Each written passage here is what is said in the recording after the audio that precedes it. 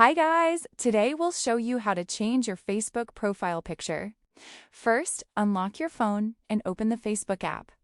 Once Facebook is open, tap on your profile icon at the top left side of the screen.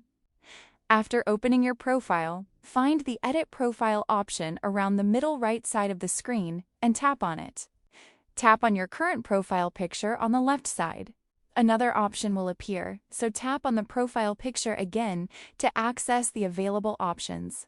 Tap on Camera Roll to open your gallery. Select the picture you want to use as your new profile picture. Adjust the picture so it fits properly as your profile picture.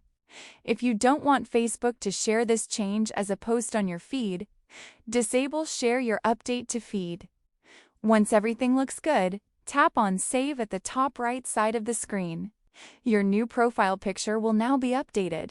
And that's how you can change your Facebook profile picture. If this tutorial helped you, subscribe to Solution Lab and comment if you want more Facebook tutorials.